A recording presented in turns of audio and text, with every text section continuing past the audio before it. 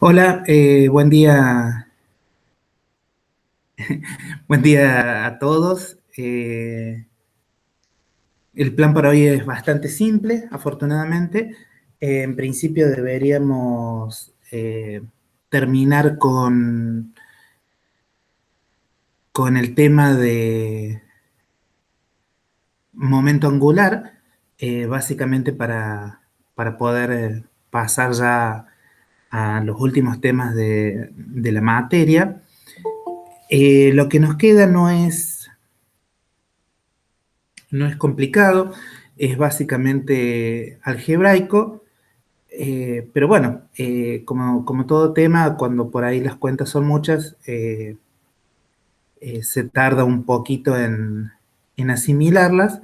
La ventaja de hacer las cuentas, eh, haciéndolas tanto desde el punto de vista algebraico como desde el punto de vista analítico, la ventaja sin duda está en que uno adquiere un poco más de intuición sobre qué es esto del momento angular en mecánica cuántica. Nos abre un poco la mente al tema de que, dependiendo del sistema físico, el generador de rotaciones puede ser un operador bastante abstracto, eh, que por supuesto en el caso de una partícula en el cual, digamos, el hamiltoniano se obtiene cuantizando un hamiltoniano clásico, por supuesto el momento angular es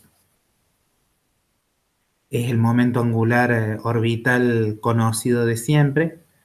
Eh, Nada más que en el caso cuántico, el momento angular orbital, eh, el que se puede escribir como el producto vectorial entre el operador R y el operador P. Lo que uno sabe es que eso coincide con el generador de rotaciones en el caso más simple de una partícula. Eh, lo que habíamos comenzado era a tratar de resolver el problema de autovalores y autovectores, principalmente de autovalores del operador momento angular al cuadrado y de una de sus componentes. Y la razón de hacer estas cosas es que uno sabe que el momento angular al cuadrado y una de las componentes del momento angular, puede ser la componente X o la Y o la Z, conmutan entre sí.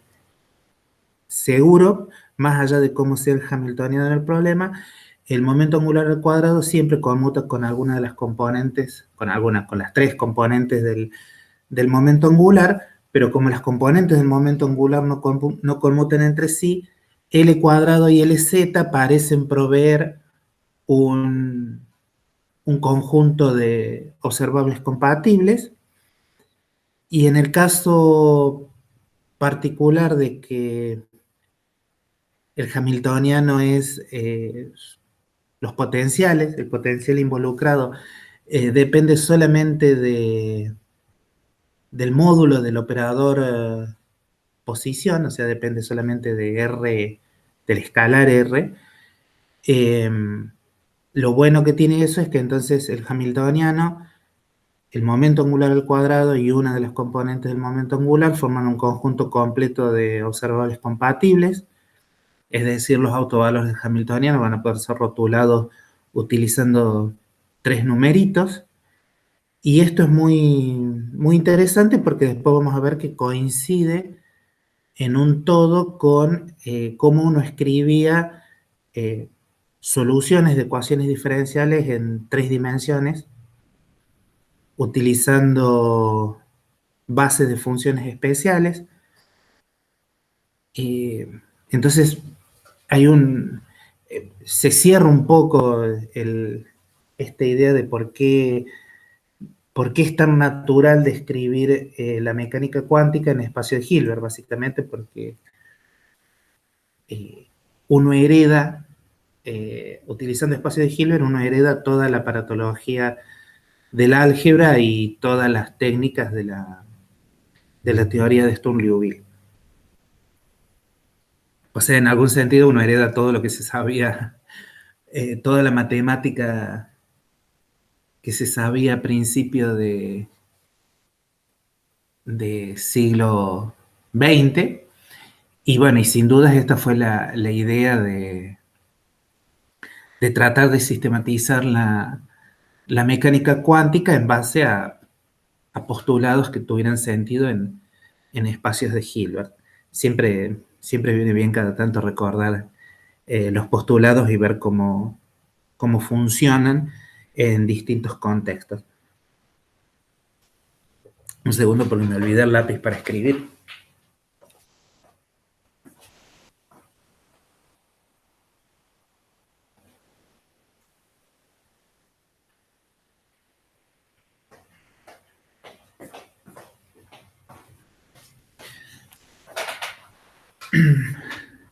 Ah, por cierto, yo me imagino que en algún momento va a aparecer anunciado en la página, en el aula virtual, más o menos lo que acordamos con la gente del práctico es tratar de hacer de vuelta una especie de evaluación el, el miércoles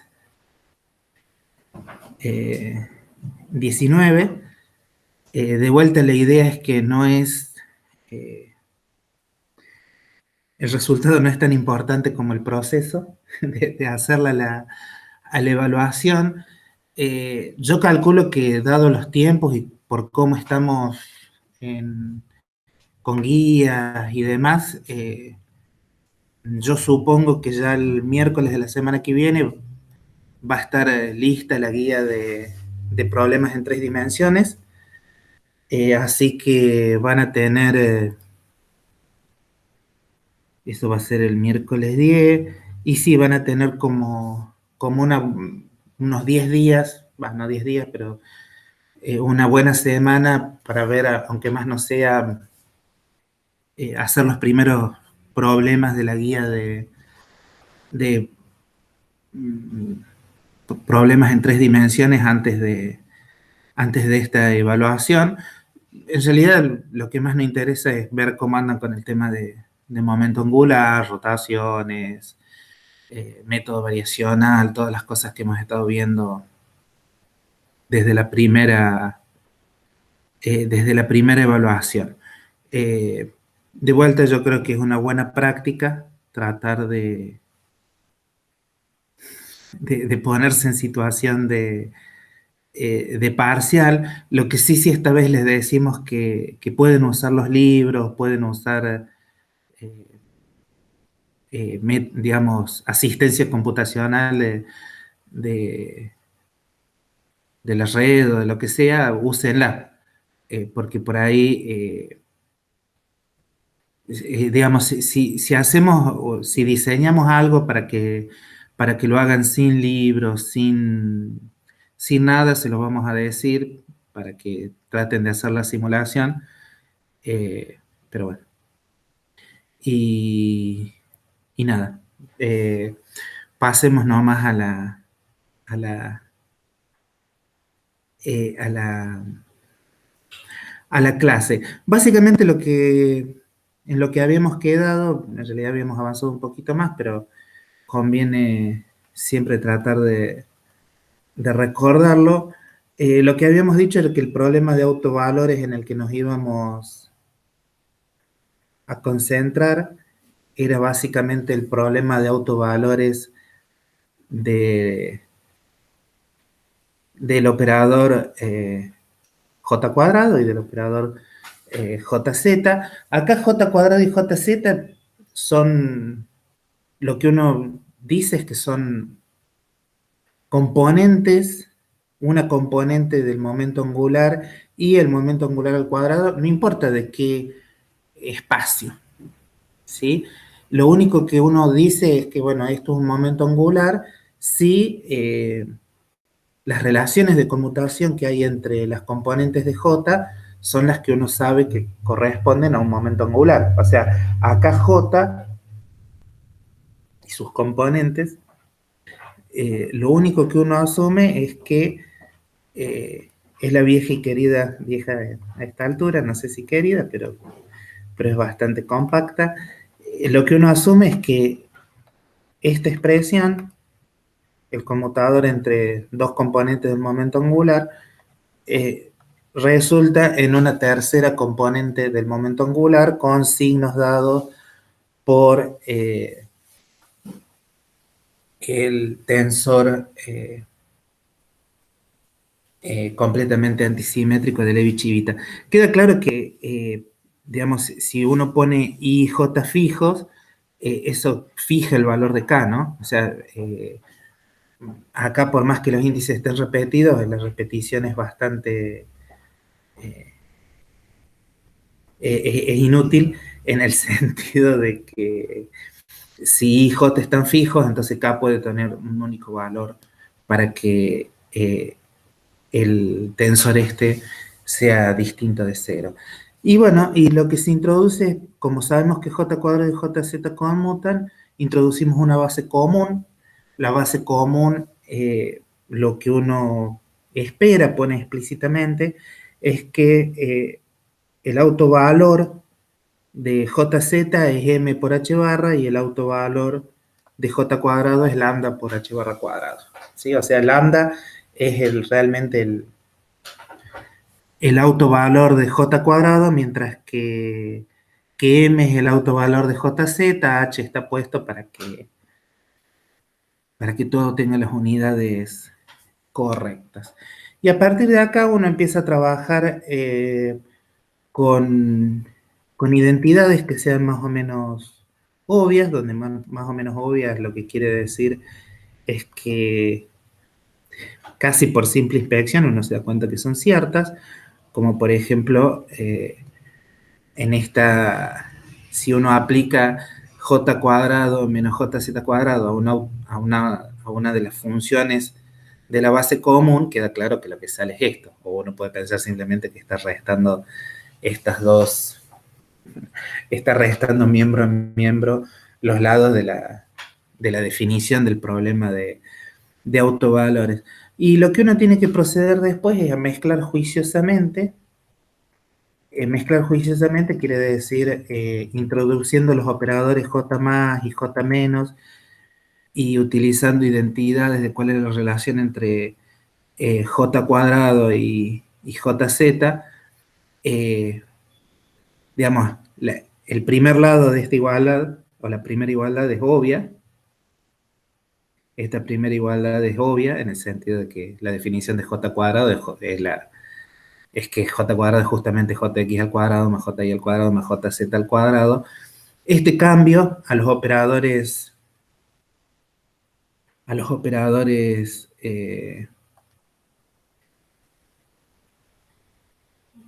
a los operadores ladder es totalmente común.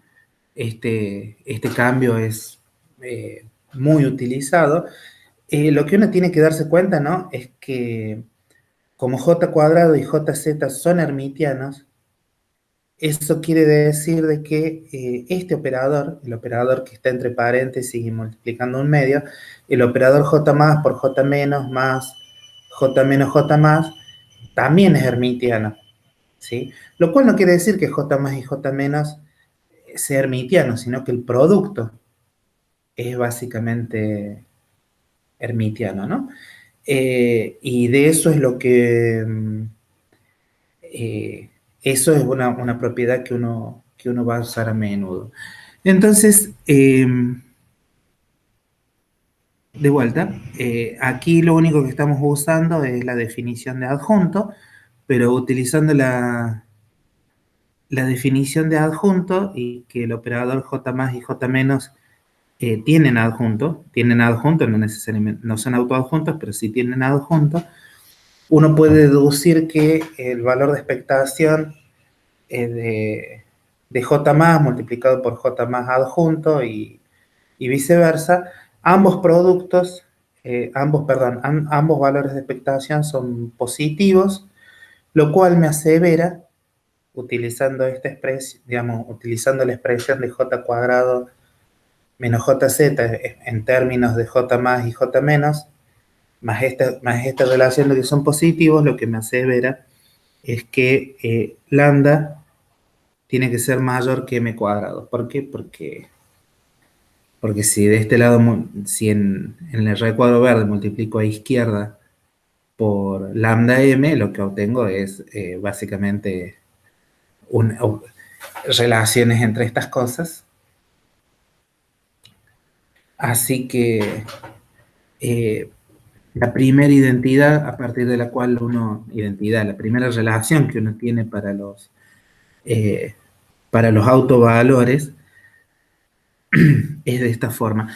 Lo cual es muy razonable, digamos, porque físicamente, eso no me acuerdo si lo habíamos dicho, pero me parece que no, la clase pasada, físicamente es claro que, eh, vamos a decirlo así, el argumento es físicamente o pensando un poco o haciendo analogías clásicas, lo que uno espera es que L cuadrado siempre sea mayor o igual que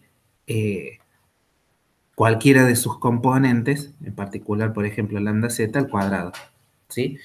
Esto es razonable. ¿Sí? La, por supuesto, cuando uno habla de operadores, es un poco más confuso utilizar el signo mayor o igual, pero inclusive en el contexto de operadores, esta igualdad se le puede dar sentido. Alguna gente, en lenguaje de operadores, básicamente lo que se dice es que L cuadrado o J cuadrado, claro, acá escribí L y ya había dicho que iba a tratar de no usar L, disculpen.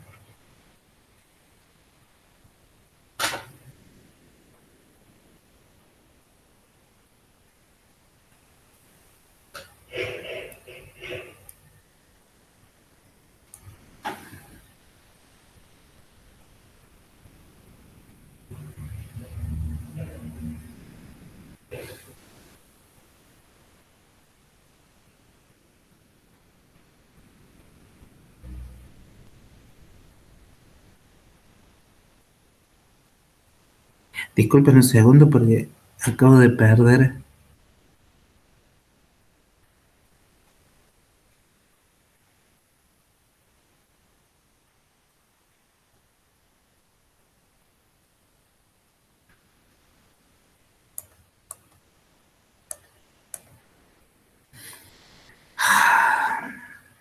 Un segundo.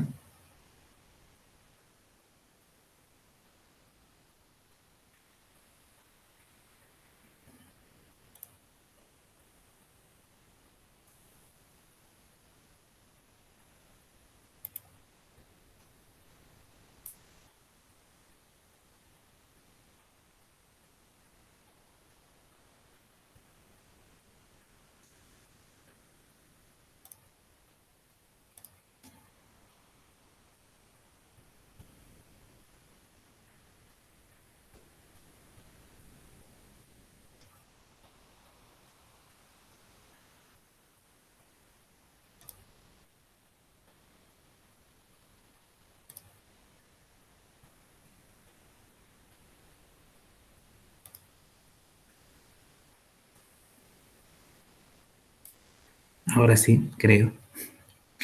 Eh, lo que estábamos diciendo era que bueno, que es muy razonable decir que j cuadrado es mayor o igual que cualquiera de sus componentes al cuadrado. Esto clásicamente es muy razonable y lo que uno pensaría clásicamente es que esto se satisface si el momento angular total básicamente está en una de las direcciones cartesianas, entonces se satisface la igualdad. En cualquier otro caso, el momento angular al cuadrado tendría que ser mayor que una de sus componentes al cuadrado. Entonces, esto que está acá expresado en términos de los auto, de los autovectores, perdón, de los autovalores de ambos operadores, es como físicamente muy, muy razonable. La siguiente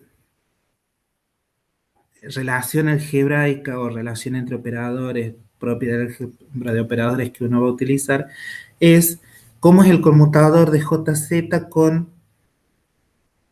J más y J menos, ¿sí? ¿Y por qué esta? Porque uno aprendió de oscilador armónico que estudiar las propiedades de conmutación de los operadores de subida y bajada, de los operadores de los operadores subida y bajada. Si uno estudiaba ese operador en términos, por ejemplo, del operador número, que era básicamente el hamiltoniano, uno podía sacar un montón de relaciones, básicamente de recurrencia, entre las autofunciones, en el caso del oscilador armónico, entre las autofunciones del oscilador armónico. Entonces uno tiene la intuición, o no, o puede no tener ninguna intuición, pero si me dicen que lo haga, lo hago, que estudiar eh, las, las cosas que resultan de las autofunciones en base a esta relación de conmutación parece un camino interesante a seguir. Además, una cosa simpática que tiene JZ es que JZ no actúa en algún sentido eh, un poco como respecto de sus autofunciones, actúa como actuaba el hamiltoniano del oscilador armónico respecto de sus autofunciones. O sea, JZ es diagonal, ¿no? ¿Qué significa eso? JZ, cuando lo aplico a lambda m, me devuelve exactamente la autofunción lambda m, ¿ok? Entonces, como me devuelve esa autofunción, eh,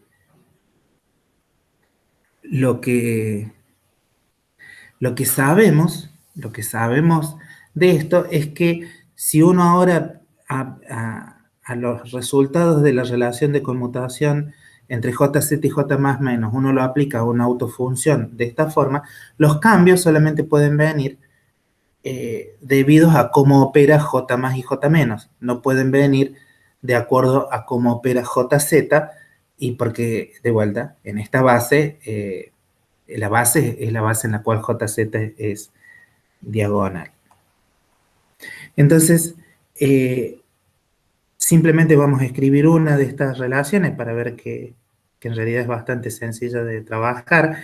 Si uno escribe esto explícitamente, esto es lo mismo que JZ aplicado a J más, por ejemplo, menos J más aplicado a JZ, todo esto aplicado a lambda m, y eso a su vez es igual a H barra J más lambda m. Entonces, acá uno nunca opera, o sea, nunca opera explícitamente porque salvo JZ uno no sabe qué hacer, pero queda claro que esto es lo mismo que JZ, J más lambda m. Este término, uno se da cuenta que en realidad va a quedar JZ aplicado a lambda m. Y eso lo que me va a sacar es un H barra y un m. Entonces este término lo paso del otro lado y entonces es bastante sencillo darse cuenta que esto queda H barra J más aplicado a lambda m más m H barra J más aplicado a lambda m. O sea, queda exactamente lo que uno tiene en esta igualdad, que JZ aplicado a JM, a J más lambda m es igual a m más 1 H barra J más lambda m. Esto lo que me está diciendo es que yo no sé qué es estrictamente, yo no sé, uno no sabe qué es estrictamente J más aplicado a lambda m, pero sí lo que sabe es que tiene que ser proporcional al, a la autofunción de JZ con autovalor M más 1. Y se acabó. Y la segunda igualdad, que es la que tiene que ver con hacer el conmutador entre JZ y J menos, esta segunda igualdad lo que me dice a las claras es que de vuelta no sé qué hace J menos cuando está aplicado a lambda más. Lo que queda claro es que J menos aplicado a lambda m es proporcional a la autofunción de autovalor m menos 1 h barra de JZ. Lo cual es bastante razonable. Obviamente, lo que al mismo tiempo, si hice esta cuenta, si calculé cuál era saqué conclusiones sobre cómo se comporta J más y J menos cuando lo aplico a la autofunción lambda m, al autovector lambda m, puedo hacer lo mismo en vez de con JZ, con J cuadrado, porque después de todo, la base es común a J cuadrado y a JZ. Si uno hace eso, es decir, si uno calcula el conmutador entre J cuadrado y J más menos, lo que uno sabe es que eso es igual a 0. Y esto es básicamente así porque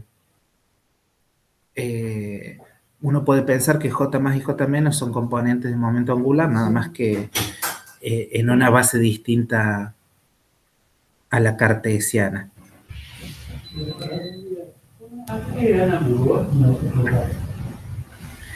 De esta relación de conmutación, lo que me dice es que justamente si uno tiene J más y J menos aplicado a lambda m, eso no cambia, sigue siendo una autofunción de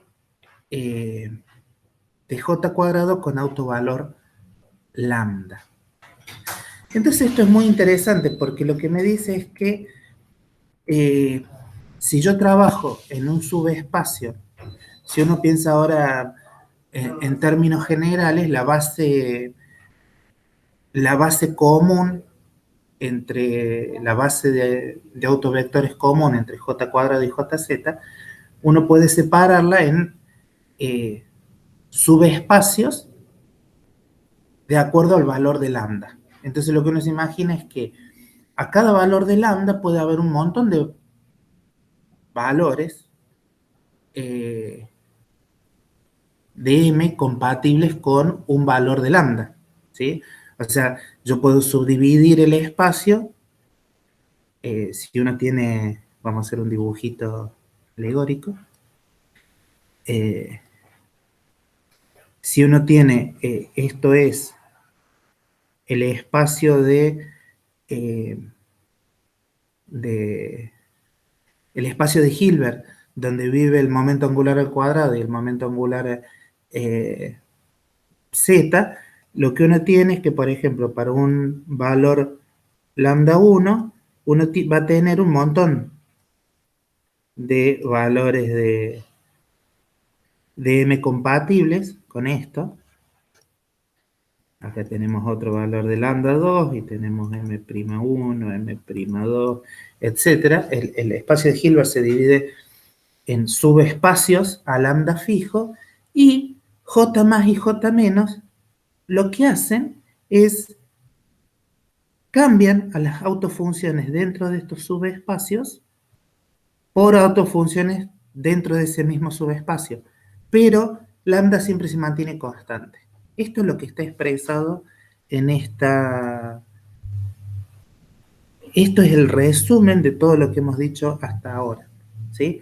J más aplicado a lambda m me devuelve una función que es proporcional a lambda m más 1 y j menos aplicado a lambda m me devuelve una función que es proporcional a lambda m menos 1.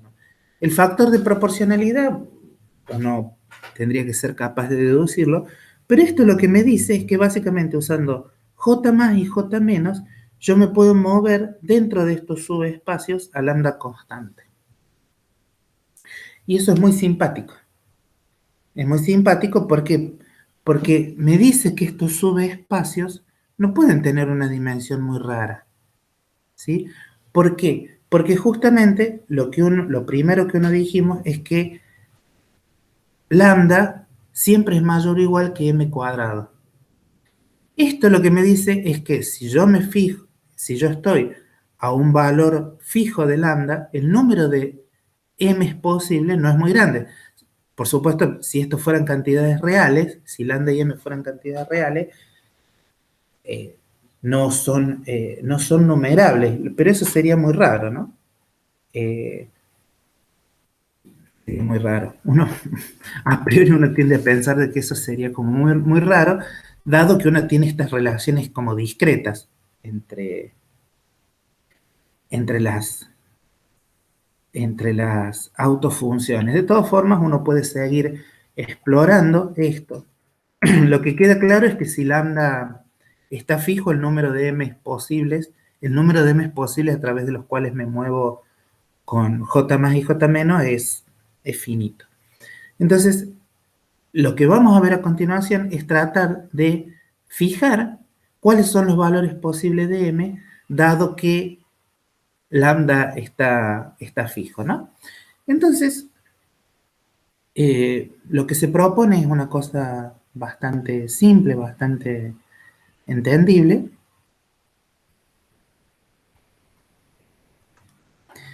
que lo que me dice es que si queda claro que m cuadrado tiene que ser menor o igual que lambda. Pero eso lo que me dice es que a priori hay algún valor de j, tal que j es el máximo valor que puede tener m, ¿sí? Tal que j cuadrado es menor o igual que lambda. Pero si a j le sumo un 1 y lo elevo al cuadrado, eso me da mayor que lambda. Eso lo único que estoy diciendo es que básicamente cualquier número real lo puedo, eh, lo puedo rodear a derecha y a izquierda por j cuadrado y j más 1 al cuadrado. No estoy diciendo nada más raro que eso, ¿no? Entonces, si j es el máximo valor tal que j cuadrado es menor o igual que lambda, lo que uno sabe es que si ahora aplico j más a lambda, ese valor de j tal que eso es el máximo valor, uno no puede obtener una nueva autofunción aplicando j más a... Uno no puede encontrar una nueva autofunción a partir de aplicar j más a lambda j. ¿Por qué? Porque si yo obtuviera una autofunción, haciendo este proceso, lo que encontraría es una autofunción que para ese valor de lambda tiene el autovalor de la parte en z, de la componente jz, sería j más 1. Pero ya hemos dicho que j más 1 es más grande que lambda y eso no puede suceder. Por lo tanto, la única situación posible que tengo que tener acá es que cuando yo aplico j más a lambda j, donde j chiquita es este valor tan particular, eso me tiene que devolver un 0. Sí o sí. Obviamente, si hago j menos aplicado a 0, me devuelve 0. Esto es lo que está escrito eh, aquí de forma tan particular, ¿sí?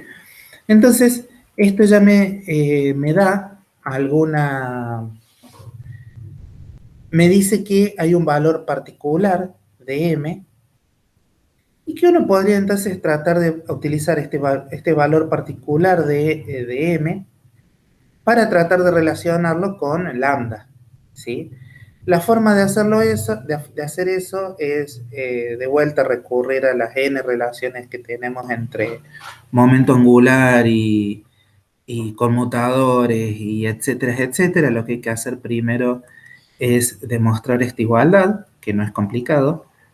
Es una igualdad que dice cómo es el producto de j más con j menos o de j menos con j más.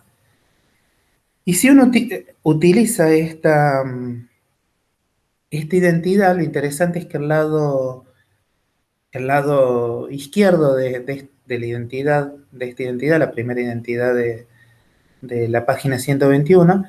Esto no sé cómo aplica sobre las autofunciones, sobre la base de autofunciones comunes en J cuadrado y JZ, pero del lado derecho yo sé perfectamente cómo actúa sobre esa base, ¿sí? Y esto que está acá, en principio, gracias a lo que vimos al final de la página 120, esto que está acá sabemos que básicamente aplicado a una autofunción particular es igual a cero. Entonces eso quiere decir que esto aplicado a la autofunción lambda j también tiene que ser igual a cero. Y eso es lo que está expresado en, por eso es que acá tenemos al lado izquierdo, aplicado a lambda j, dijimos que eso tiene que ser igual, esas las sabemos calcular explícitamente y sabemos que eso tiene que ser igual a cero. O sea, sabemos que todo esto tiene que ser igual a cero, acá está la aplicación explícita, y de esta relación lo que uno obtiene es que lambda tiene que ser exactamente igual a j por j más 1.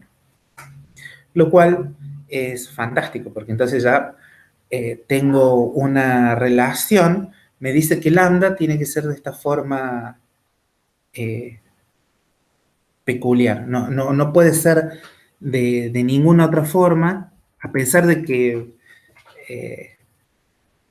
no puede pensar de muchas cosas como es la relación de lambda, pero lo que me dice es que hay algún número, hay algún conjunto de números j, tal que los autovalores posibles para el momento angular al cuadrado son de la forma j por j más 1. ¿Ok? Así como uno puede pensar en qué es lo que sucede para los valores más grandes posibles de, de m, ¿sí? Así como uno puede pensar qué sucede, cómo son los valores más grandes posibles de m, uno también puede pensar, dado que m en principio uno puede pensar que es positivo o negativo, uno también puede pensar cómo son los valores más chicos posibles de m. ¿Por qué? Porque después de todo, si yo aplico j menos a las autofunciones, obtengo autofunciones con numerito m cada vez más chico, entonces, así como tiene sentido pensar cómo son los valores más grandes posibles de m, tiene sentido pensar cómo son los valores más chicos posibles de m. Uno hace un argumento totalmente similar, o sea, se construye un numerito j' que sea el menor valor posible compatible de m, compatible con que m al cuadrado tiene que ser menor o igual que lambda, por cierto, y uno utiliza exactamente el mismo razonamiento y de la misma forma, exactamente de la misma forma, lo que uno llega es que el lambda tiene que ser básicamente de la forma j por j más 1. ¿Sí? O sea, si hago el razonamiento yendo hacia arriba o yendo hacia abajo, obtengo la misma conclusión para los valores compatibles de lambda, lo cual es muy bueno, por cierto. Entonces, uno podría pensar ahora es cuántos de estos valores hay, ¿sí? Porque uno ya sabe cuál es el valor más grande posible, cuál es el valor más chico posible. Entonces, como además aplicando j más o j menos, tengo que recuperar todos los valores posibles, lo que agarro es, por ejemplo, el valor más grande, empiezo a aplicarle operadores j menos y en algún momento tengo que llegar al valor más chico posible, ¿sí? Eso es lo que está expresado cuando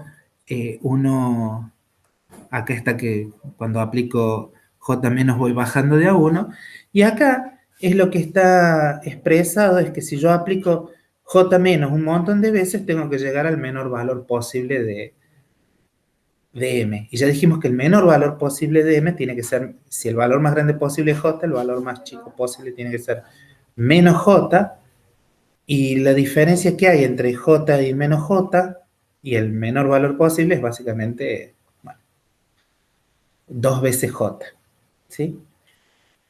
Y se acabó, ¿sí? Y esos son los únicos valores posibles de J. J son entre J y menos J, hay dos J valores posibles, y dado que esta diferencia es un número entero, porque yo fui con un número entero de veces apliqué un número entero de veces de J menos para ir desde un valor hasta el otro, ¿sí? Desde el valor más grande al valor más chico, apliqué básicamente dos veces J el, el operador. Eso lo que me dice es que la diferencia entre el valor más grande de J y el valor más chico de J, que acá está llamado J', la diferencia entre estos valores es un número natural. ¿Por qué? Porque yo puedo aplicar JZ a un número natural de veces. No hemos introducido operadores que se puedan aplicar menos de partes de una... No hemos introducido todavía raíces cuadradas de operadores o cosas por el estilo.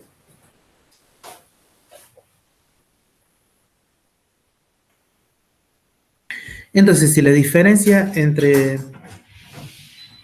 el valor más grande posible de m y el valor más chico posible de m es un número natural, eso lo que me dice es que esto que está acá es un número semientero. Semientero y positivo, ¿no?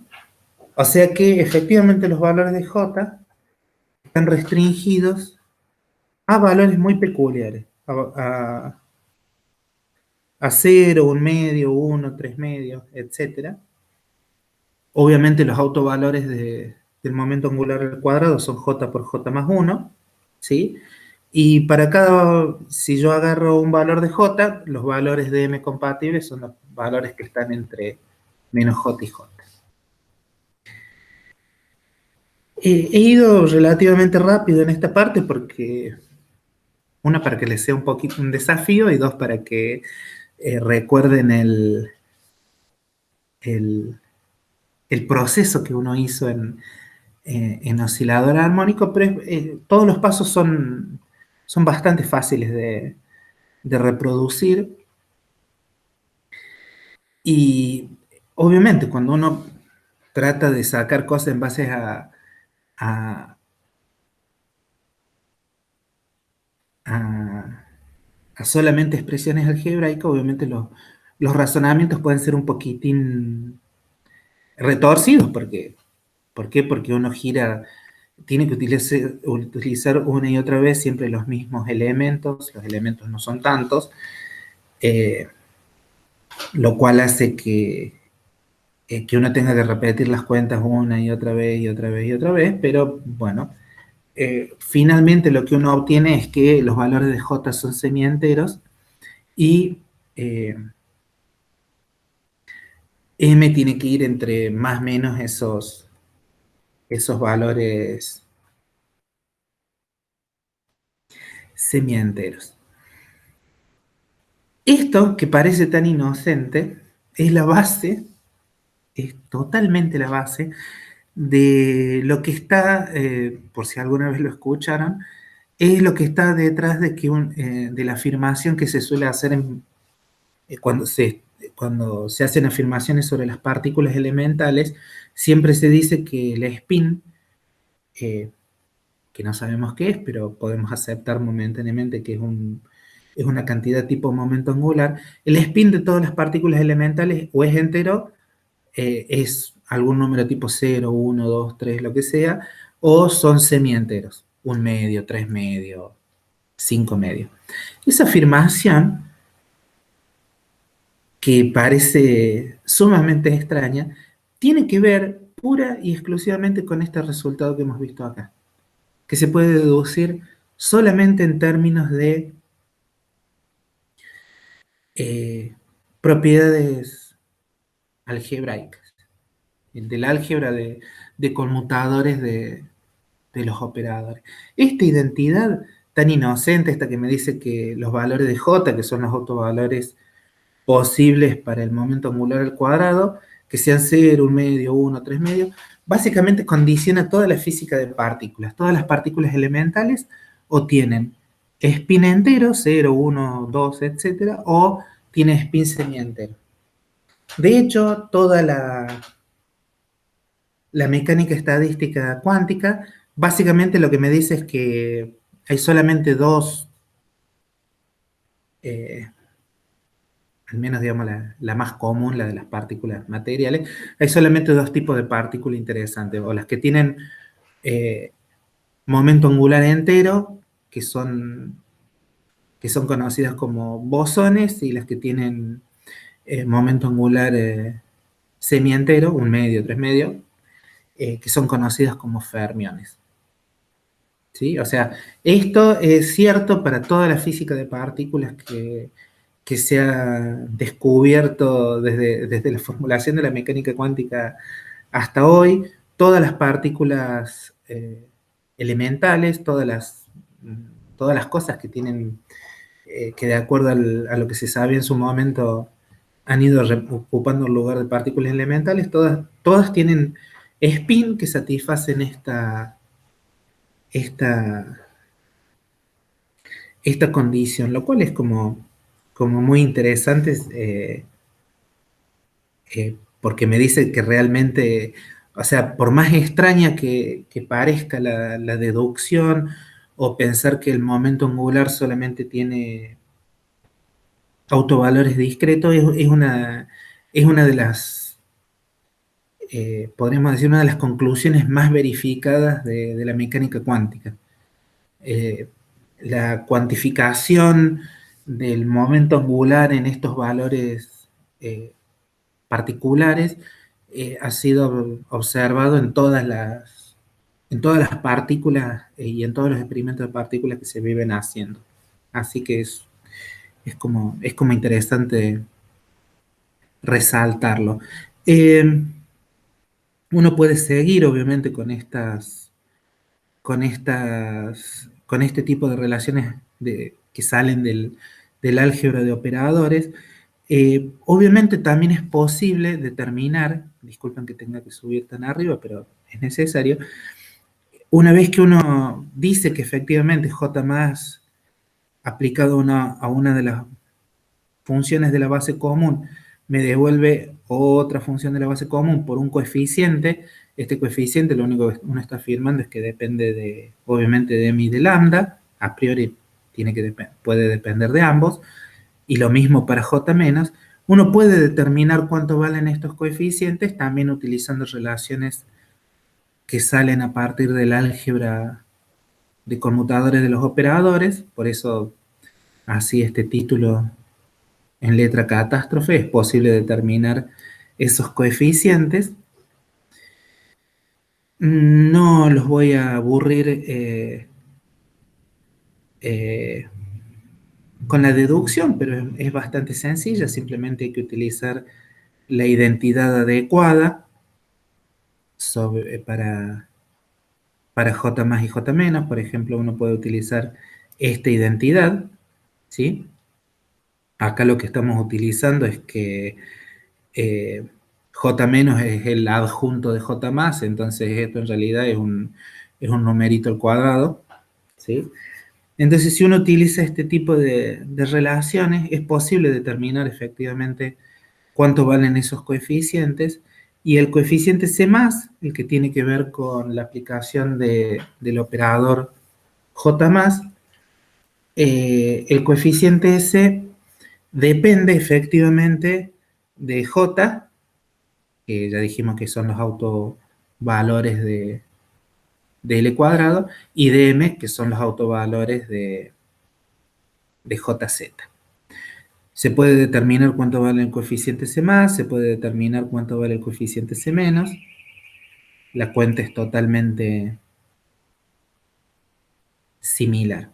Entonces, fíjense que esto es como muy interesante, ¿no? Porque si uno además tiene estos coeficientes, uno podría, como uno tiene los coeficientes, tiene mm, sabe cómo actúan J más y J menos sobre una autofunción, y en general lo que uno supone es que los elementos de la base están normalizados, uno podría encontrar, utilizando todo lo que uno vio hasta ahora, uno puede expresar las matrices, perdón, uno puede expresar los operadores, todos los operadores, JX, JY, JZ, J cuadrado, uno puede expresar todos esos operadores como matrices, ¿sí? Y,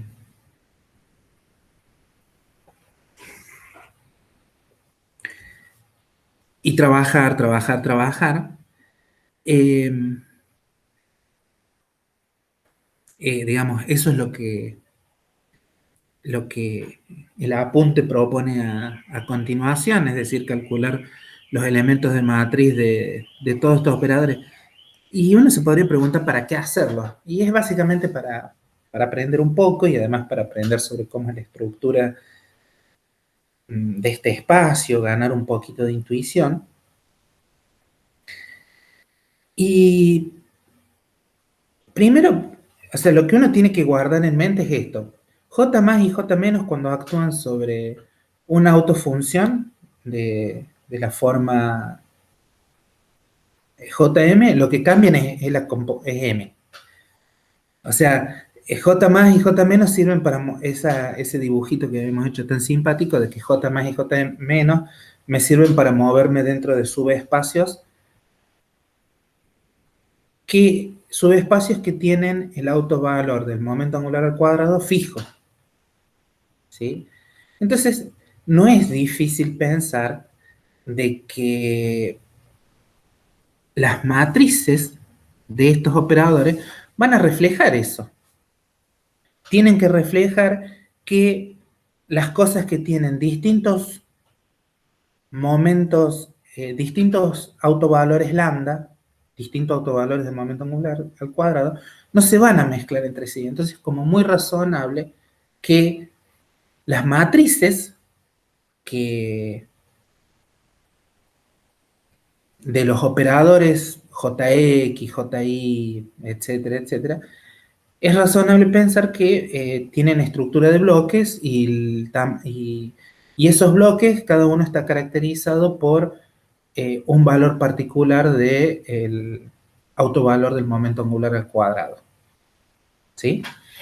Esto es bastante razonable, no hay ninguna cosa rara, pero es una linda forma de pensar si uno la logra sistematizar. ¿Ok? De todas formas, aunque uno no entienda esta estructura, uno siempre puede hacer la cuenta. ¿Sí?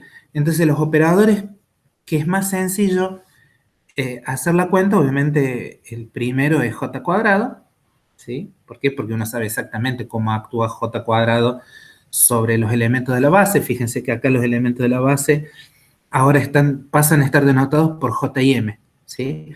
Y uno sabe que el autovalor de, de J es J por J más 1, ¿sí? O sea, se pasa a hacer esa convención. En vez de poner lambda y decir que el autovalor es lambda cuadrado, simplemente lo que se pone es J, y ya sé que lambda tiene que ser de la forma J por J más 1. Acá estoy observando que, al menos para ser consistente con lo que veníamos escribiendo hasta acá, acá falta un h barra cuadrado. Es probable que este h barra cuadrado falta en todos lados. De última pueden pensar que simplemente estoy pensando en operadores adimensionales o que estoy pensando en j cuadrado dividido h barra cuadrado. ¿Sí? No importa. Entonces, utilizando lo que ya sabemos, o sea que j más menos aplicado a una de estas autofunciones es un coeficiente por la autofunción que cambia m en más menos 1. Las primeras matrices que uno puede calcular son las matrices de J más y de J menos, etcétera. Esto que está acá no es nada más que lo que les dije de la estructura de bloques, así que lo van a tener que pensar de una forma u otra. Y si uno hace la cuenta a lo indio y no piensa, lo cual algunas veces es lo mejor,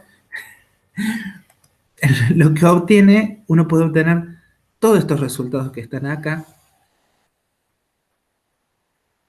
que son un tanto aburridos de relatar, pero que son bastante tradicionales, que JZ es diagonal en su base está expresado aquí, no hay nada raro. Que J cuadrado es diagonal en su base está expresado en el primer renglón. Que JZ es diagonal en su base está expresado en el cuarto renglón. Y las matrices de Jx y Ji se pueden calcular a partir de las matrices de J más y de J menos. No es sorprendente que dependan de los coeficientes C que uno encontró. Acá está expresado la estructura de bloques, o sea que si yo tengo J' y J son distintos, estas cosas no pueden mezclar cosas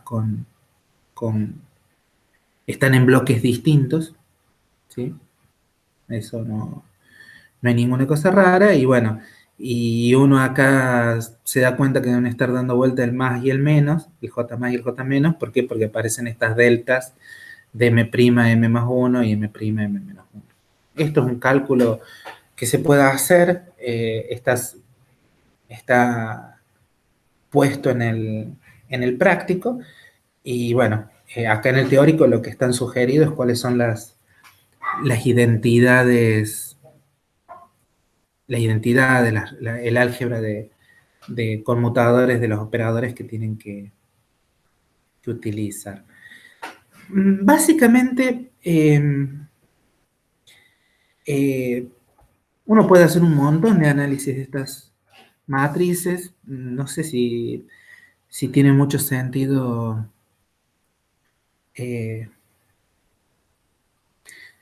tratar de ver de entrada cuáles son todas las propiedades, pero digamos, lo que tiene seguro es que, dado que en general uno eligió, como siempre, que todos estos coeficientes sean reales, para que no haya fases feas y cosas por el estilo, lo que uno puede ver es que las matrices que representan a los operadores son matrices hermitianas.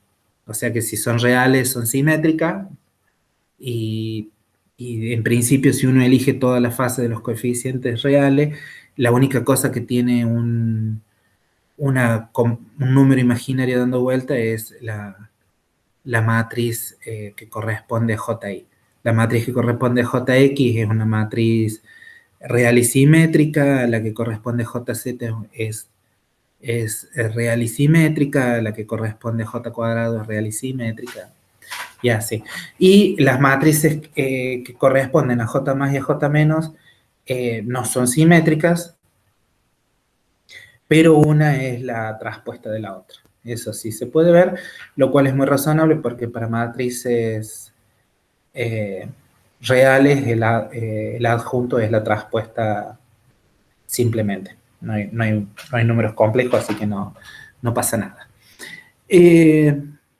Un muy lindo ejemplo, por cierto, de estas expresiones sumamente generales que valen para momento angular al cuadrado y todas sus componentes y demás, es aplicar esto para el valor de J más chico no trivial. O sea, lo que hemos dicho hasta ahora es que J puede ser, es básicamente semientero, o sea, es de la forma 0, 1 medio, 1, etcétera. Lo que uno se da cuenta es que J igual a 0, todo es escalar, no hay nada. Entonces el primer valor no trivial es elegir J igual a 1 medio, ¿sí? Lo cual es muy interesante porque me dice que si J es igual a 1 medio, el autovalor del momento angular al cuadrado es exactamente igual a 3 cuartos, lo cual es muy simpático. Pero además, si vuelvo, hago un montón vuelvo más o menos que al principio de los tiempos, uno se da cuenta es que los valores compatibles para M, para los autovalores del momento angular en la componente Z, van entre menos 1 medio y 1 medio. Ahora, entre menos 1 medio y 1 medio, si yo me muevo de a 1, es básicamente un solo salto, ¿sí? O sea que Si yo elijo j igual a 1/2, tengo solamente dos valores posibles de m, 1/2 y menos 1/2. ¿Sí? Lo cual, a su vez, me dice de que si yo me restrinjo a j igual a 1/2, el subespacio de Hilbert correspondiente a eso tiene solamente valores de m igual a 1/2 y menos 1/2. Si uno presta un poco de atención a la estructura de bloques, lo que uno se da cuenta es de que cada bloque con J fijo, si uno tiene J fijo, el bloque que corresponde a este valor de J, cuando uno calcula todas las matrices correspondientes, tiene dimensión 2J más 1, que son los valores, esto es el tamaño que tiene cualquier bloque para si J está fijo. Si uno pone un medio acá,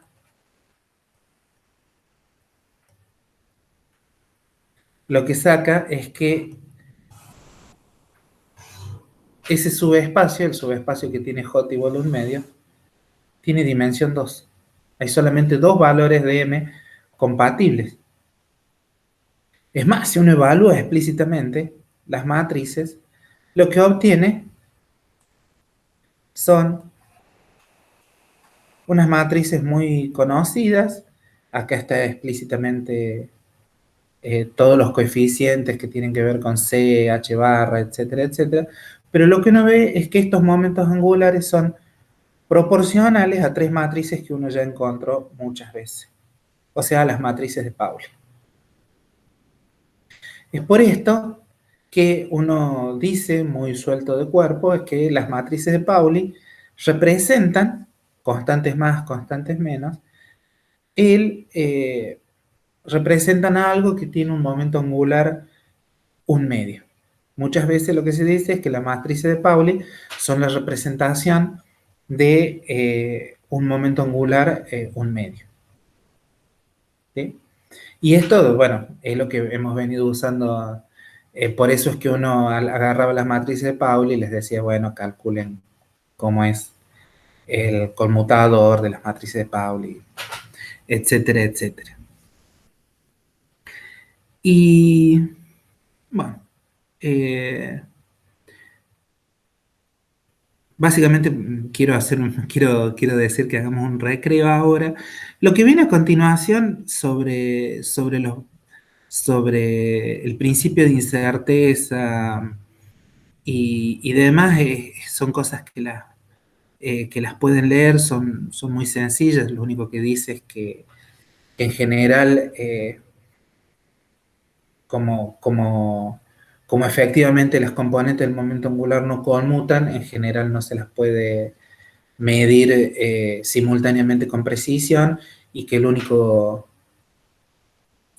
estado en el cual las componentes se pueden medir con precisión, las tres simultáneamente, son estados que tengan momento angular nulo.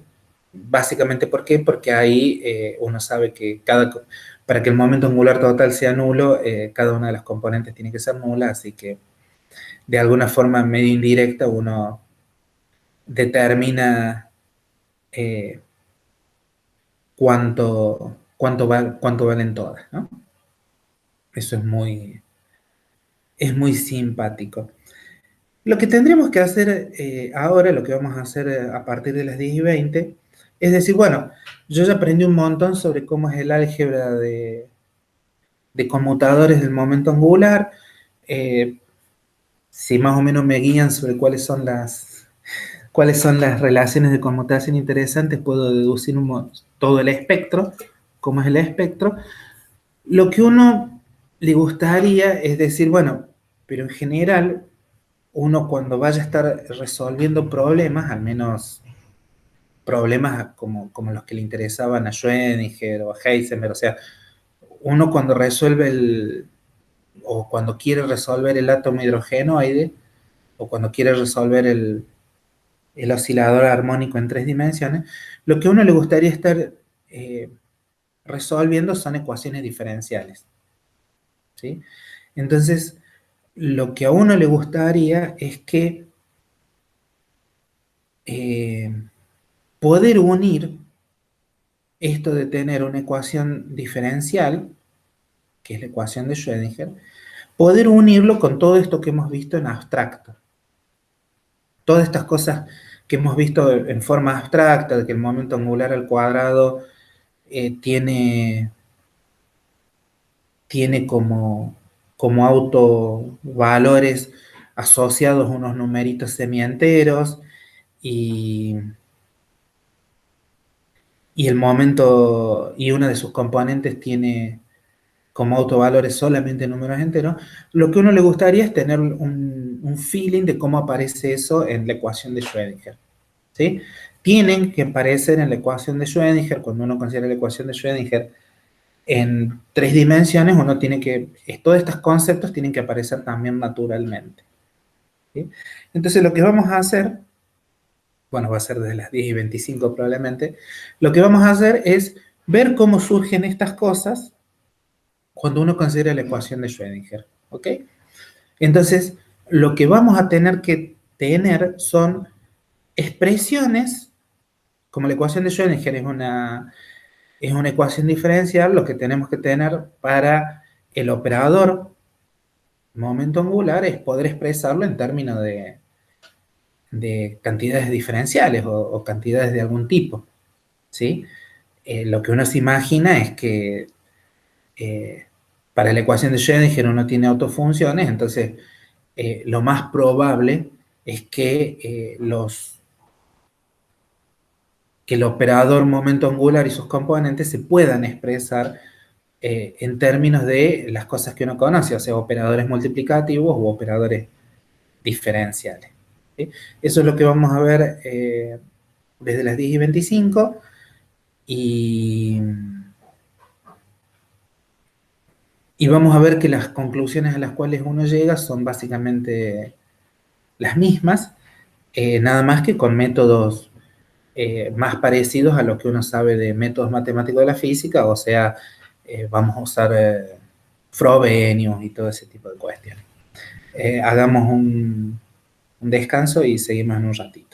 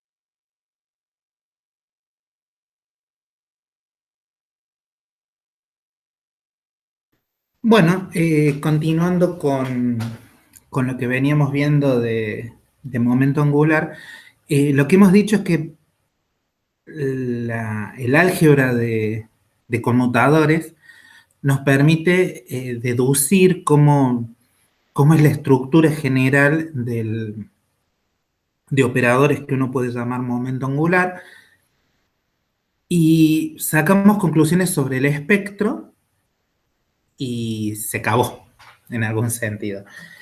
Es decir, sabemos cómo es la representación matricial de esos operadores, el espectro, etcétera, etcétera, pero por ahí uno quiere un feeling eh, más relacionado eh, con hamiltonianos de partículas, ecuaciones de Schrödinger y ese tipo de cuestiones. Entonces es bastante natural, en algún sentido, pensar cómo es el operador momento angular orbital si uno lo cuantiza eh, de acuerdo a las reglas de cuantización. Es decir, ¿qué sucede si uno el momento angular orbital lo escribe directamente? Uno dice, bueno, donde estaba el momento lineal, uno escribe la representación del momento lineal cuantizado, o sea, uno escribe menos IH barra el gradiente, ¿no? Si uno hace eso, uno podría obtener rápidamente expresiones para las componentes del, del momento angular orbital. Cuando hablo del momento angular orbital, obviamente me refiero a esta expresión tan inocente, R producto vectorial P. Uno puede obtener unas expresiones para las componentes, para el componente X, para el componente Y, para el componente Z, que es cuando uno sabe. ¿Y por qué lo escribe para las componentes cartesianas? Y bueno, porque son las componentes en las cuales el producto vectorial funciona sencillo y el gradiente tiene expresión sencilla. Si son coordenadas curvilíneas, ya sabemos que las cosas se embadurnan un poco. Lo bueno una de las pocas cosas buenas que tiene es que como en general, si uno se fija en cómo son las componentes X o Y o Z, siempre las combinaciones que hay entre coordenadas y operadores diferenciales son de cosas que conmutan entre sí. Así que no, al menos no hay problemas de ordenamiento. Uno lo escriba como lo escriba, va a ser más o menos, va a tener siempre el mismo efecto sobre funciones que dependan de las variables, ¿no? Obviamente uno puede hacer a esta expresión que está acá, la puede cambiar a otro tipo de coordenadas en las cuales todo tenga algún aspecto un poco más civilizado. Obviamente, si uno elige un sistema de coordenadas esféricas, no hay por qué esperar de que Lx, que la componente X y la componente Y se transformen agradablemente. De hecho, las expresiones en coordenadas esféricas para las componentes X y para la componente Y son bastante espantosas. Dependen de funciones trigonométricas, dependen de derivadas respecto a ambos ángulos de las coordenadas esféricas. Recordemos que las coordenadas esféricas, lo que uno está pensando, son las coordenadas esféricas tradicionales, o sea, uno tiene r, tita y phi, y la relación entre ellas es la usual, ¿no? O sea, por ejemplo, uno sabe que x es r, el seno de tita, coseno de phi, etc. Entonces, no sé si hay muchas enseñanzas que sacar de acá, pero sí hay un par que son bastante interesantes. Una es que la expresión del momento angular en la componente z en realidad sí tiene una forma bastante simple. Uno puede ver que es menos IH barra la derivada respecto de phi.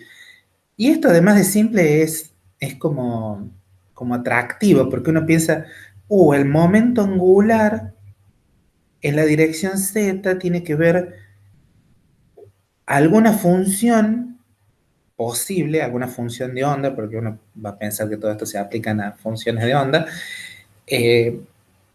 Una función de onda va a tener, o un estado representado por una función de onda, va a tener un momento angular si esa función de onda depende de la coordenada phi, lo cual está muy bien, porque la coordenada phi es la coordenada que es el ángulo de giro alrededor del eje z. Entonces es como, al menos esta expresión, desde algún punto de vista analítico, es bastante simple y atractiva. Uno entiende, mirando estas tres expresiones, uno entiende de por qué cuando uno trabaja analíticamente, la componente que uno siempre elige en conjunto con el momento angular al cuadrado es LZ. ¿Por qué? Porque es la que tiene la expresión más simple. Fíjense que todas las otras componentes cartesianas dependen de derivadas respecto de ángulos, mientras que LZ no. Otra cosa que también debería ser bastante interesante es que cuando uno escribe en coordenadas esféricas, el momento angular, las componentes del momento angular no dependen de R, dependen solamente de las coordenadas angulares. Lo cual de vuelta también es como intuitivo. O sea, fíjense que esto lo que me estaría diciendo es que si yo, por ejemplo, tuviera una función de onda que dependiera solamente de R, el valor de expectación de estos, cuando uno agarra estos momentos angulares y lo aplica a esa función que depende solamente de R, lo que me va a devolver es un cero. ¿Sí? O sea, me está dando una intuición poderosa, al menos desde algún punto de vista. Me dice que si uno tiene una función con simetría esférica, es lógico que eso no tenga momento angular. ¿Sí? Si yo tengo, perdón, si uno tiene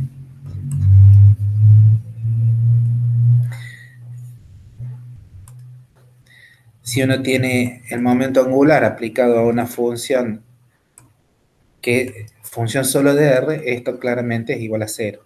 Lo mismo LI aplicado a una función que dependa solo de R, esto es cero. Lo mismo que LZ aplicado a una función que dependa solo de R, esto es igual a cero. Lo cual es todo muy, muy razonable, bastante intuitivo. Aquí, después de cómo se expresan las componentes en coordenadas esféricas, también está cómo se expresa el momento angular al cuadrado. Si uno lo mira esto con un poquito de atención y recuerda lo que ya habíamos deducido en general, o sea, en general lo que uno había deducido era que P cuadrado uno lo podía escribir básicamente como P sub R al cuadrado más el momento angular al cuadrado dividido R cuadrado. ¿Sí? Obviamente, si uno pone en algún lado menos h barra cuadrada el laplaciano, esto lo que uno piensa es que es menos h barra cuadrada el laplaciano radial, por así llamarlo, más, eh, vamos a ponerlo en paréntesis, menos h barra cuadrado, L cuadrado sobre R cuadrado. Entonces a nadie le extrañaría que cuando uno ve la expresión del momento angular al cuadrado, en realidad lo que está viendo es la parte del laplaciano, que depende pura y exclusivamente de las coordenadas angulares, y está bien, porque se tiene que cumplir esta relación que habíamos deducido en general, ¿sí? Ahora, fíjense que para que todo tenga unidades correctas, es, perdón, acá debería haber, el h cuadrado está incorporado allá, esto es así, disculpen, y está bien, está perfecto. Entonces, a nadie le sorprende que esto tenga solamente coordenadas, las coordenadas angulares, que esto que está acá, uno podría decir, Entonces quiere decir que L cuadrado no es otra cosa que menos H barra cuadrado, y vamos a utilizar alguna notación divertida, la parte del laplaciano que depende del ángulo sólido. No, esto no es nada raro. Así que les digo esto para que por las dudas quieran comprobar que efectivamente el momento angular al cuadrado se escribe así, no se pongan necesariamente a elevar al cuadrado cada una de las componentes y tratar de sumarlo, porque si bien se puede llegar, es un poco, es bastante complicado hacerlo. Obviamente, escrito como operadores diferenciales, se siguen cumpliendo las cosas que uno supone que se cumplen. Es decir, fíjense que por inspección es bastante fácil darse cuenta de que este operador diferencial, el operador diferencial de L cuadrado, conmuta con el operador diferencial que representa LZ, ¿sí? Entonces, se sigue manteniendo que que L cuadrado conmuta con LZ. Es un poquito más complicado ver, pero tampoco es que sea fundamentalmente más complicado. También se puede ver que como en cuanto a operadores diferenciales, L cuadrado también conmuta con LI y LX expresados como operadores diferenciales. Así que esa relación no cambia para el momento angular y sus componentes, ¿sí? Las componentes del momento angular y el momento angular al cuadrado siguen conmutando, entonces podemos proceder como hicimos antes. O sea, si L cuadrado y cualquiera de sus componentes conmuta, elijamos alguna componente y trabajemos y tratemos de encontrar la base común entre el momento angular cuadrado y una de las componentes del momento angular. Por cuestiones analíticas y por lo que ya dijimos, si uno las mira acá, se da cuenta que el operador diferencial de LZ es horrendamente simple. Lo que uno dice, bueno, obviamente lo que me conviene es encontrar las autofunciones comunes a L cuadrado y a LZ. ¿Por qué? Porque LZ es muy, muy, muy sencillo. Entonces, de ahí que uno se concentre como conjunto de operadores de observables compatibles, uno se concentre en L cuadrado y LZ, y las autofunciones de LZ tienen que cumplir un problema de autovalores muy simple, ¿sí? LZ aplicado a sus autofunciones me tiene que devolver a MH barra por phi, lo cual, siendo que esto es un operador diferencial de primer orden, lo que sugiere inmediatamente es que las autofunciones de el operador LZ son de la forma, son exponenciales complejas, ¿no? Y además,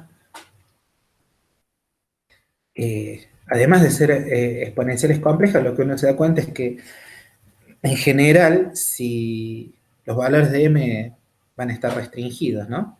¿Por qué? Porque eh, una autofunción uno va a querer que esté unívocamente determinada, phi tiene un rango de variación muy preciso, hay condiciones de contorno periódicas en la variable phi, así que estos valores de m van a estar cuantizados y tienen que ser números simples, números eh, bastante, bastante razonables. El problema de autovalores de L cuadrado, en realidad, si uno hizo métodos, uno ya sabe cuál es la solución, porque las autofunciones de la parte angular, del laplaciano en coordenadas esféricas, uno sabe que son los armónicos esféricos, ¿sí?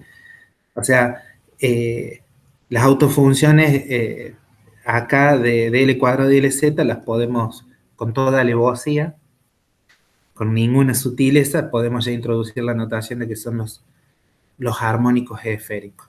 No, no hay otra. No hay otra, ¿por qué? Porque eso o uno lo ve en métodos matemáticos de la física o lo podemos construir. Acá en el apunte está como si uno no hubiera visto métodos, o sea, se procede a la construcción de estas autofunciones paso por paso, pero para los que recuerdan métodos, ya debería ser más o menos obvio que las autofunciones de la parte angular del Laplaciano son los armónicos esféricos. De hecho, eso uno lo usó hasta el hartazgo en electromagnetismo, en métodos matemáticos de la física, etc. Eh, aquí, eh, eh, aquí está expresado que las autofunciones de la parte angular en el ángulo alrededor del eje Z tienen que cumplir condiciones de contorno periódicas y tiene que ser una función unívocamente evaluada. Entonces, si doy una vuelta en 2π alrededor del eje Z, tengo que encontrar la misma función y eso me restringe los valores de M a valores enteros. ¿Sí? Fíjense que estos valores de M son un subconjunto de los autovalores que encontramos para un operador J, pero no hay problema. ¿Por qué? Porque este operador momento angular orbital en algún sentido es más restringido que un operador momento angular totalmente general. Así que si que el conjunto de autovalores sea más restringido, no hay ningún problema. Lo que hubiera sido una sorpresa es que hubieran aparecido valores de M que no estaban contemplados en los autovalores que habíamos encontrado antes para JZ. Como bien dijimos, las autofunciones de L cuadrado tienen que satisfacer esta ecuación diferencial, lo cual es muy interesante porque además uno sabe que de acuerdo a lo que vimos para momentos angulares en general, si el numerito cuántico, vamos a empezar a utilizar esa notación, o si el número que identifica al autovalor de L cuadrado es L, ¿sí? O sea, cuando introducimos esta definición perdón, cuando uno introduce esta, esta definición, esta definición para las autofunciones de, del momento angular al cuadrado y de la componente z, lo que uno está diciendo es que el numerito, el número, el autovalor asociado a Lz es m y el autovalor asociado a, a L cuadrado es L más 1, ¿sí? Entonces lo que uno está diciendo es que Lz aplicado a esos ILM, esto es, con un poco de suerte, H barra M ILM. Mientras que L cuadrado aplicado a los ILM, esto debería ser H barra cuadrado L por L más 1. En el mismo sentido que uno tenía antes. Uno sabe que si las autofunciones, uno asocia un número L al momento angular al cuadrado, el autovalor es L por L más 1. Eso ya lo sabemos de lo que hicimos antes del problema algebraico. Lo que también sabemos es que las funciones que satisfacen esto son de hecho los armónicos esféricos y no hay ninguna otra función que satisfaga eso. Entonces, lo que está acá después de esta, de esta afirmación de que el autovalor del momento angular al cuadrado es L por L más 1, es convencerse de que si uno plantea el método de Frobenius para esas funciones, para las funciones que dependen solo de la variable θ, lo que uno encuentra es la ecuación de Legendre y tiene que cortar las soluciones pidiendo que sean los polinomios de Legendre generalizados, con lo cual uno ya sabe que las autofunciones sí o sí son los armónicos esféricos con todas las de la ley. Los pasos son los mismos que están en los libros de métodos, en los libros de,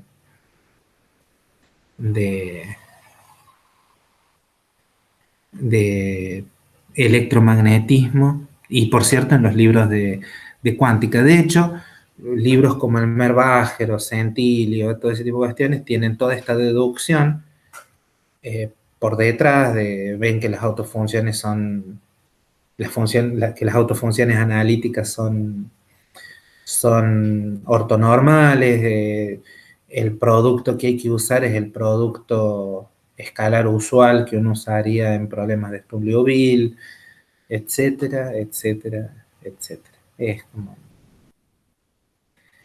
eh, no hay nada raro. Y de hecho, la propiedad de ortonormalidad es decir que los armónicos esféricos son ortonormales, lo cual uno lo sabe ya desde hace bastante. Déjenme ver un segundo. ¿Qué nos queda?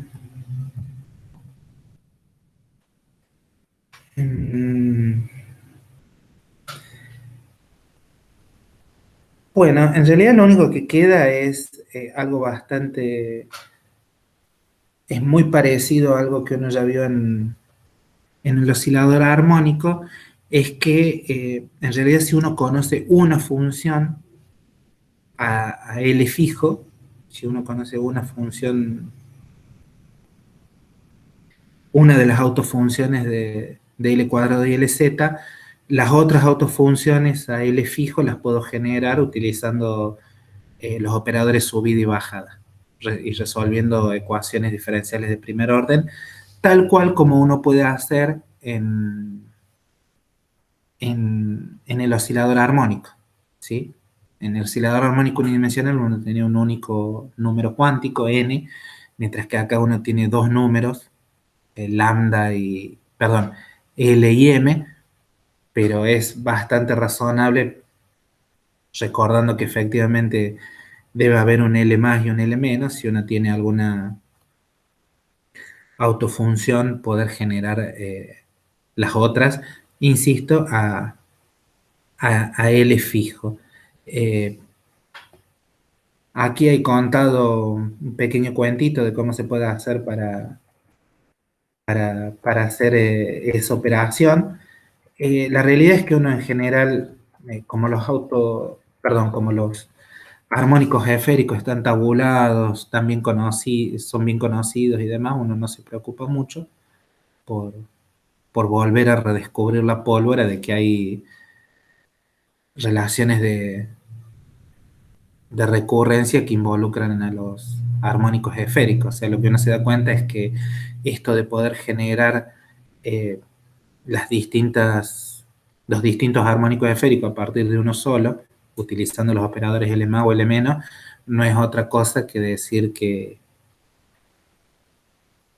hay relaciones de recurrencia entre los armónicos esféricos, cosa que uno sabe de vuelta de eh, toda ecuación diferencial de segundo orden, en general uno la puede transformar en relaciones de recurrencia para las funciones y sus derivadas, ¿no? Bueno, esto termina, salvo por el práctico, que van a tener que hacer un par de cuentas, esto termina momento angular en cuanto a tema cerrado en sí mismo.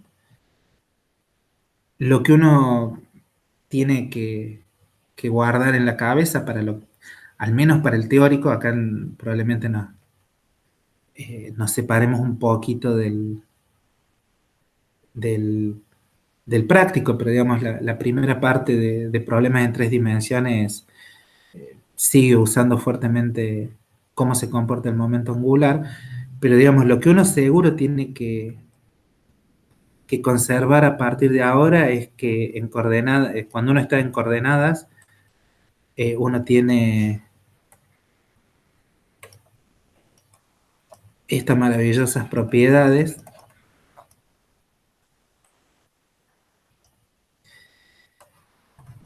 O sea, uno sabe que si efectivamente uno tiene un problema similar a una partícula en un potencial, uno ya sabe, gracias a estas autofunciones,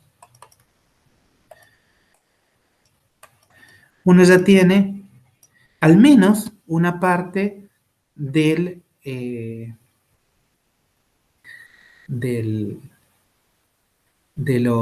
la base del hamiltoniano, ¿no?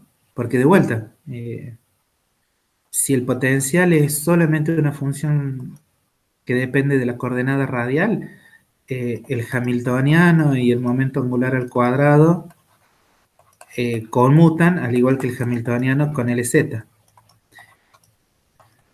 Entonces fíjense que tenemos eh, tres operadores que son compatibles entre sí, es decir, conmutan entre sí, y uno se da cuenta que con eso ya puede hacer muchísimas cosas, ¿no? Es totalmente lógico, sabiendo que la base común para L cuadrado y LZ son los armónicos esféricos, y sabiendo que conmutan con el hamiltoniano, uno podría decir, bueno, si lo que tengo ahora es un problema de la forma H aplicado a psi de R, tita y phi, eh, o sea, la ecuación el problema de autovalores de la ecuación de Schrödinger, es lógico proponer que la función de onda psi de R, tita y phi, eh, esto sea de la forma alguna función de R por I sub Lm. Y se acabó. ¿Por qué? Porque ya sé que estas son las autofunciones del momento angular al cuadrado y del momento en z. Entonces fíjense que de psi ya conozco de estas, de las autofunciones, ya conozco dos numeritos, dos cosas que rotulan la base de autofunciones. O sea que ya hace un montón de cosas. Y si introduzco esta forma de la función de onda en la ecuación de Schrödinger, siempre me va a terminar quedando un problema radial unidimensional. Y los problemas unidimensionales se supone que uno ya más o menos sabe resolverlos. Entonces, al menos para problemas en los cuales el potencial es radial, encontrar el espectro y las autofunciones es básicamente equivalente a resolver un problema unidimensional. Obviamente el operador es más complicado, no es un operador simple como el de la ecuación de Schrödinger en una dimensión, pero es un problema unidimensional, y lo que uno tiene la esperanza es de que si hay condiciones de discretización del espectro se puedan expresar en forma simple a partir de las propiedades de la parte radial de de la solución. Obviamente, si bien acá no lo escribí, tanto la parte radial depende de L y M, y la función esta depende de L, M y posiblemente algún otro numerito asociado a lo que suceda con el problema radial. Pero bueno, esto es lo que vamos a ver a partir del viernes.